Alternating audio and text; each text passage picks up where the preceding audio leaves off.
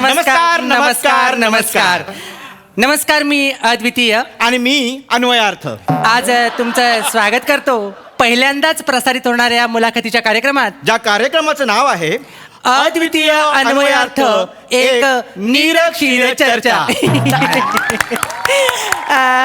मंडळी, या मुलाखतीच्या फॉर्मॅटमध्ये आम्ही वेगवेगळ्या हस्तींची मुलाखत घेणार आहोत. अगदी अगदी अगदी. आज पण आमच्याकडे असाच एक मोठा माणूस आलेला आहे. हो, अगदी अगदी. म्हणजे त्याच्याबद्दल सांगायचं झालं तर एक असं आहे की क्लास ऑफ 83 या चित्रपटाच्या निमित्ताने या माध्यमातून तो घराघरापर्यंत पोहोचलेला हो आहे. हो हो हो आणि आता हास्य जत्रेच्या माध्यमातून तो मनामनातून हृदयापर्यंत पोहोचलेला आहे. हो हो हो हो. ज्याने निरागस या शब्दाला एक वेगळीच व्याख्या दिलेली आहे.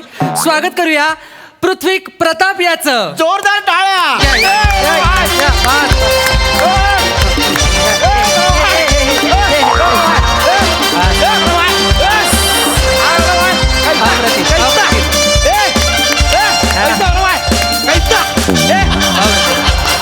कमाल कमाल कमाल. वा वा वा. आल्या आल्या ऊर्जेचा जो झरा इथे सांडलेला आहे, वा, वा. त्या झऱ्याला अद्वितीय आणि अन्वयार्थाकडून ही एक छोटीशी भेट. Yes. Thank you thank you thank you Yes. Thank you हा. Thank you. First of all thank you for having me your. या काय मी आजपर्यंत बऱ्याच मुलाखतींना गेलो, हा खूप मुलाखती दिल्या मी, खूप बरोबर. खूप.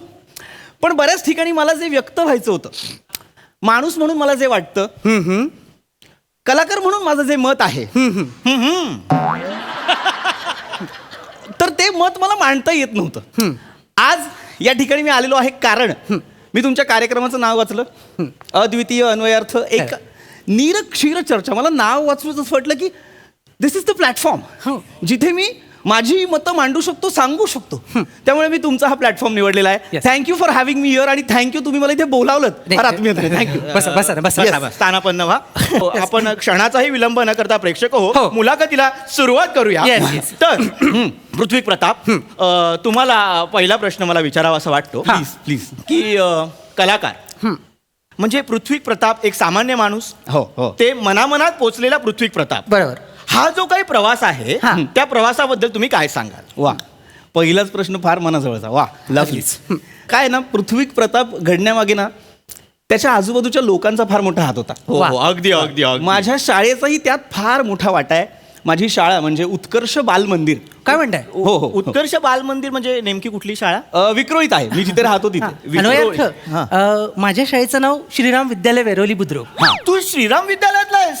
अरे, तिकडे माझ्या काकांचा मुलगा शिकायचा. काय बोलतो? हा, म्हणजे मी जरी नेरुरकर हायस्कूल डोंबिवली मधला आहे, हा. तरी माझ्या काकांचा मुलगा मला वेरवली बद्दल खूप काही सांगायचा. हो, पण आणि जुळायचं कुठे? कुठे? वेरवली डोंबिवली. हे यामध्ये वेगळंच खूप- झालं. हो पण हो. मला ना आता आठवत नाही, मी शाळेत जाऊन जवळजवळ 20 वर्ष झाली, अरे पण मग- तो मला भेटला नाहीये कधी. अरे, मग तू शाळेमध्ये गेले पाहिजे, कारण शाळा हा खूप महत्वाचा घटक आहे आपल्या बरोबर. आयुष्यात. Actually, आणि ते संस्कार- मग माझी माझी माझी शाळा माझी शाळा अरे. माझी शाळा, माझी शाळा, माझी शाळा, माझी शाळा.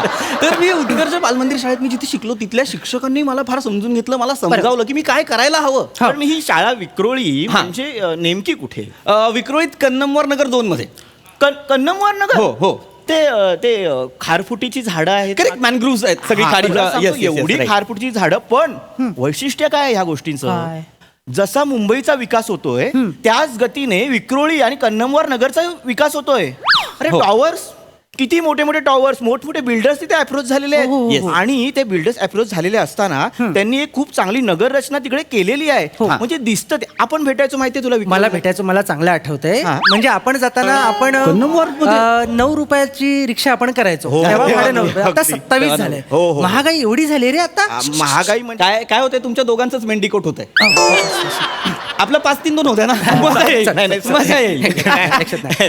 हरकत नाही. कन्नमवारवर होतो आपण, की मी कन्नमवारला राहतो. तर तिथे माझं संगोपन झालं. ते ती जडणघडण फार महत्वाची होती. बरोबर. आणि कन्नमवार जे आपले मुख्यमंत्री होते, बरोबर, त्यांनी वाशीच्या ब्रिज मध्ये, म्हणजे वाशीचा ब्रिज जो झाला, त्याच्यात त्यांचा सिंहाचा वाटा. Correct correct correct. बरोबर. कन्नमवारची वसाहतही त्यांच्याच मुळे झाली. आणि सर्वात मोठं म्हणजे JVLR.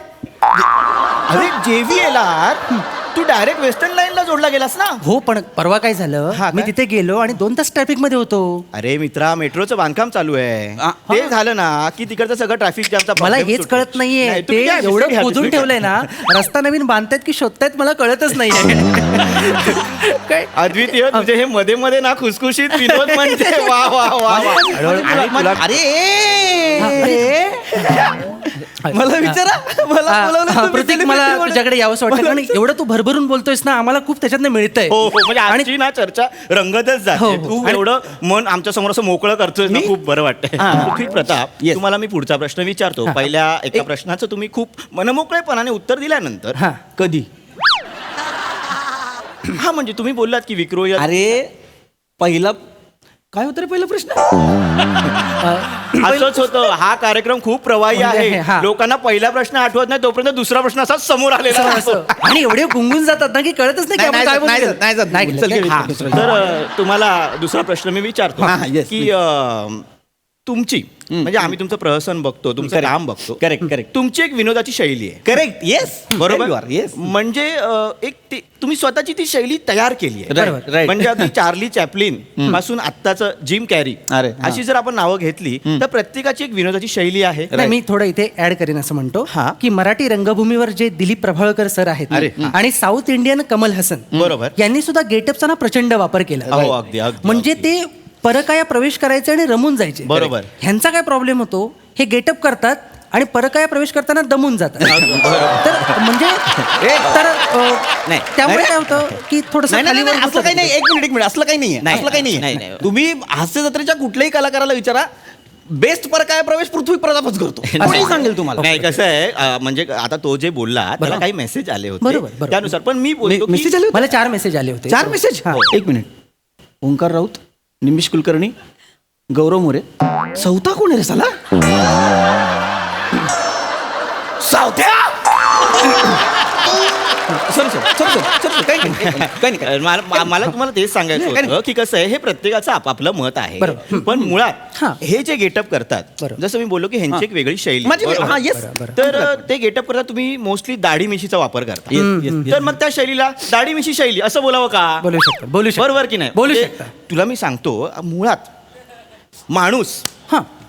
आपल्याला कोणाची तरी नक्कल करावीशी वाटणं हे माणसात कुठून आलं असेल, सांग मला. मला असं वाटतं हा. अन्वयार्थ हा. की हे अश्मयुगातून आलं असावं. कसं काय माहिती, तुझा काही रेफरन्स आहे का त्याबद्दल? नक्कल म्हणजे बघ, मला काय वाटतं हा. की आदिमानव जेव्हा स्थलांतराला निघायचे ओके. तेव्हा वाटेत वणवा लागलेला असायचा. ओके. मग कुठेतरी कोळसा घे, त्याचा काळा कलर हाताला लागला. अच्छा. फुलं घे, गुलाबी कलर हाताला लागला. फळं घे, आणि ते कुठेतरी चुकून लागलं जायचं. हा. आणि ते लागल्यानंतर समोरच्या माणसाची रिएक्शन यायची, का रे अ? तुझ्या काय लागलं? बापरे.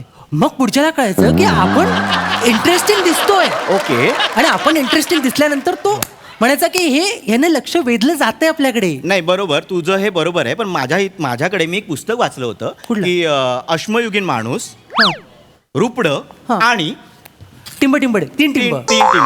हा. म्हणजे कसं व्हायचं की अश्मयुगीन, अरे तुम्ही इकडे का? पृथ्वी प्रताप, तुमच्याकडे खुर्ची आहे?